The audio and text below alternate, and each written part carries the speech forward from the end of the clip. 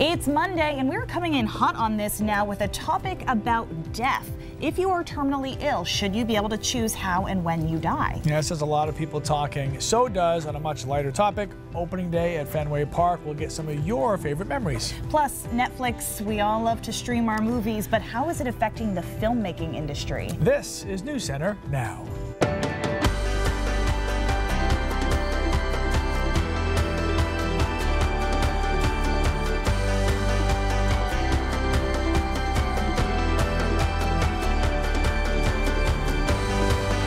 Hello, welcome to News Center Now on this Monday, everybody. I'm Lee Goldberg. And I'm Amanda Hill. Listen, it's April, but we know April is kind of a winter month. We hear you.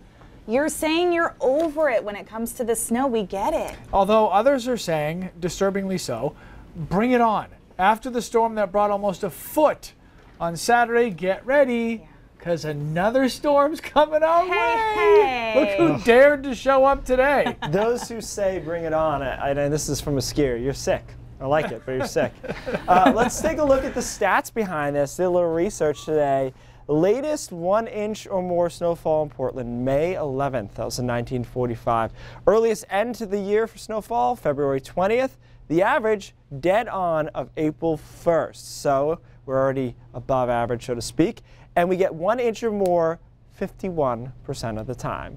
And we're doing it again as we head into tomorrow. Here comes our storm system, some severe weather down across the Carolinas and Georgia. We're not worried about that. We are worried about some snow. National Weather Service has a winter weather advisory. This actually is not a winter storm watch. Winter weather advisory here, and then winter storm warning to the north. All right, here's what's going to happen as we roll into tomorrow morning. We're going to start as rain along the immediate coastline. We're going to be snow, though, into the mountains, into the interior. That rain snow line will collapse to the coast for a while. We will see snow there. It will be harder to accumulate that snow. Snow continues and moves now into central and northern Maine and into down east by 5 or 6 p.m. It will be snow there, but temperatures will be borderline. We'll start to wrap this thing up on Wednesday morning. It will end as snow almost everywhere, but the heaviest accumulations will be here into the mountains and foothills. I think 6 to 9 inches there, 3 to 6, and then the lowest amounts of 1 to 2 over York and Cumberland County. Guys, I'll slow that timeline down for you and talk about power outages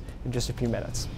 All right, Keith, thank you very much. All right, this is an issue you guys are talking about, a lot of passion on both sides of it, whether you're for or against it, allowing people with terminal illnesses to choose when and how their lives end. It's a debate that Maine lawmakers are taking up once again in Augusta. For some, dying with the help of a doctor is something they never want to see in Maine. For others, as Jessica Gagne explains, it's an option that just didn't come soon enough. I have always thought that people should have a choice, and then it became really personal. After several rounds of chemotherapy, doctors told Sarah Whitty they had done all they could for her son Andy. He was going to die of brain cancer. He just had pain, like the worst headache on earth. That pain persisted through his 17-month fight and got so bad it couldn't be controlled at home any longer. The 27-year-old had to live out his final days in hospice care. He didn't want to go to the end and experience that pain at the end, and we didn't have a choice. 7 years after Andy's death, other families may have a chance at making that choice. The Death with Dignity bill would allow a physician to prescribe a medication that a terminally ill patient with a limited life expectancy could take when he or she is ready to die. It's not a new subject for Maine or for the bill's sponsor, Senator Roger Cates. He introduced similar legislation in 2015, but it was defeated. Now that a couple of years have passed and people have heard more about how similar legislation has worked in other states, Cates believes it's time to have another conversation here in Maine. But groups like the Maine Hospice Council remain convinced that dying with the help of a doctor is not the best way forward. The group says effective pain and symptom management is attainable through hospice care, and that efforts should be put toward expanding the end-of-life care infrastructure in Maine. Concerns from others have included moral issues surrounding suicide and the fear that change could be a slippery slope. For Sarah, it's about leaving this world on your own terms, something she says her son would have wanted if he could have had it. I would like patients who are facing the end to have a choice. It's not suicide if you know you're dying pretty soon. You're just saying, this is when, this is how. Senator Cates says this bill is modeled after one in Vermont, which is one of the states with a death with dignity statute in place. California, Colorado, the District of Columbia, and Washington State also have this type of law. With this new proposal, there's a list of criteria for a person to have if they choose to have death with dignity. They must be diagnosed with a terminal condition with a doctor's prediction that they would die within 6 months. The patient must request the drug from their doctor in person and then make a second request in person at least 15 days later. And there's a third request, this time written, stating the patient understands what they're asking for. Their physician also has to be in contact with the pharmacist about the prescription. Now, all of that's just for the patient. There's some regulations for the doctors as well, and there's a lot that goes into this. It's not a very simple matter. So we did post the entire bill on our website, so you can take a look at it if you're interested, but obviously something that has a lot of people polarized. And a lot of people are already talking about it now. Just Linda says, after watching a couple of loved ones suffer at their end, I'm fully behind letting people choose to die when and how they want. And that's one of about 50 that happened in the last 30 seconds. Yeah, we've seen comments on it all day, so that's Right. why we wanted to make sure we let people know that this is happening this week. The discussion is happening here in Maine. All right. Thanks a lot, Jess. Another bill being discussed in Augusta is the Blue Lives Matter bill. It would make a violent attack on police officers and other first responders a Class C hate crime. Lawmakers passed a similar bill in Louisiana, and other states are looking to do the same. Critics of the proposal say hate crime protections are for things like sexuality or race, not a person's occupation, which is a choice. There was a public hearing on the bill today, and we will certainly continue to follow any developments that come out of that. Answering a simple question on the phone could lead to financial trouble. That's a thing, apparently. Yeah, Adrian Stein is here with the scam that we should all know about and some other stories we're following today. You know what, guys, this is pretty concerning. Before you answer a question like, are you there or can you hear me? Before you say yes to that, you might just want to hang up because there's a new telephone scam attempting to steal your voice. This one's been around for a while, but now it is happening in Maine, according to Senator Susan Collins. The scammers call and then ask questions that would get a yes answer like, are you there? They want that yes from you so they can record your voice and then use that recording to authorize charges on items like utility bills, phone bills, maybe stolen credit cards. If you get a call like this, hang up immediately. You can report it to the state's Aging Committee hotline. Right there is the number on your screen. Also in the news today, officials are trying to ID a body found burned beyond recognition. It was found at a homeless camp near 295 in South Portland this morning. The state medical examiner is working on a cause of death and an ID. And someone set fire to 8 trucks in 2 locations, all owned by the same company. It's RC Moore. 6 of those trucks, they're destroyed. They were in Scarborough and Poland. The fire marshal, along with ATF agents, they are trying to get to the bottom of this one. Boy, things got heated at a hearing for the Black Lives Matter protesters in Portland today. The judge in that case actually stepped down after he and a defense attorney butted heads. That attorney accused the judge of relying on information from outside of the court record. That judge wanted the prosecutors and the protesters to reach an agreement after a previous deal totally fell apart. But those protesters really do want their day in court. That matter will now be rescheduled with a different judge. And by the way, Chris Rose will tell us more about that and why that original deal ended up falling apart. That's coming up tonight at 5:30. All right, Adrian, thank you. It is the most wonderful time of the year for baseball fans. The season officially kicked off yesterday. And today the Sox started their season with a perfect record. But it was a moment before the game started that had everyone online talking today. We'll show you next. All right, this is kind of strange. A meeting over hot chocolate may have been the key to a school bond compromise, one that's potentially unprecedented for Portland voters. Wouldn't that be nice to settle all problems that way? Absolutely. Portland Mayor Ethan Strimling says that he and Councilor Nick Mavadonis hashed out the details of the plan to send 2 questions to voters in November. They announced the plan on Friday to ask voters if they want to spend $64 million and renovate 4 schools or spend $32 million and renovate 2 now and the other 2 later. The mayor said today that he and Mavadonis may be on opposing sides, but they certainly agree that the voters need to have a say. I bought Councilor Mavadonis a lot of cups of hot chocolate. We went to a few undisclosed coffee shops and downtown, and look, Councilor Mavadonis is a real honest broker. He and I have worked together for a long time, and we just sat down and talked. And I think nobody wanted nothing on the ballot. That was clear. Whichever project gets the most yes votes will be the majority, will be the final plan. The council will read through the compromise and then amend it on Wednesday. Then there's a public hearing on April 24th. And when it comes to the two questions on the same issue on the same ballot, City spokesperson Jessica Grondin said today she's not aware of this ever happening before. Something calming about hot chocolate, I think, you know. If there were marshmallows, done deal. It could have been. Hey, you know this all too well. This is kind of a big day for people who live in Red Sox Nation. It's kind of like a holiday for some. Opening day at Fenway Park. It just sounds good too. And it's before the season officially started. The Fenway faithful had a chance to stand and cheer one more time for the Super Bowl champs, of course. Tom Brady, Rob Gronkowski, James White, Deion Lewis, and Patriots owner Robert Kraft walked onto the field with all 5 Lombardi trophies. But Brady had another gift to show off. His stolen Super Bowl jersey, which was returned to him today. As Brady hit the mound to help and held up the shirt, Gronk pulled off another heist.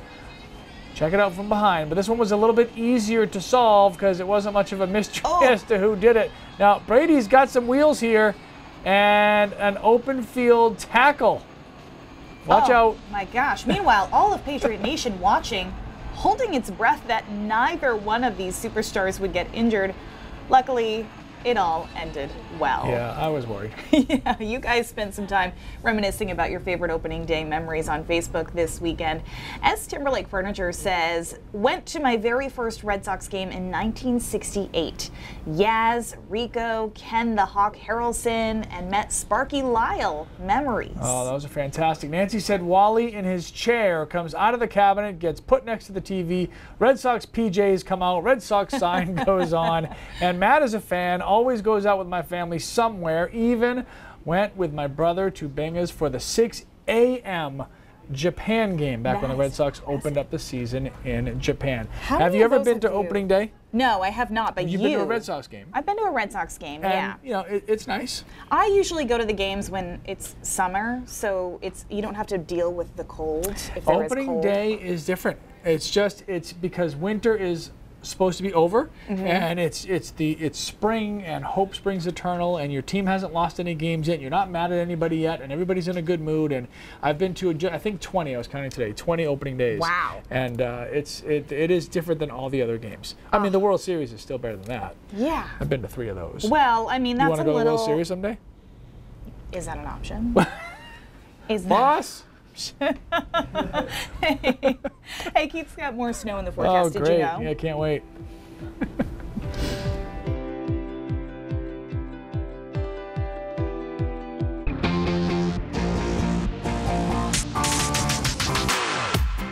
All right, guys, think really hard. When was the last time you headed to the movie theater? It's no secret that streaming services are throwing all sorts of curveballs at the movie industry.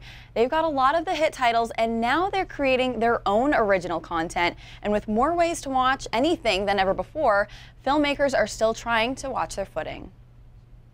We actually do have Netflix, Hulu, all that. It's something that's special for us. There's no school like the old school. Despite hundreds of titles just a few clicks away, going to the movies is still a favorite for some people. Getting out of the house, getting the kids out, making sure they can still act like human beings.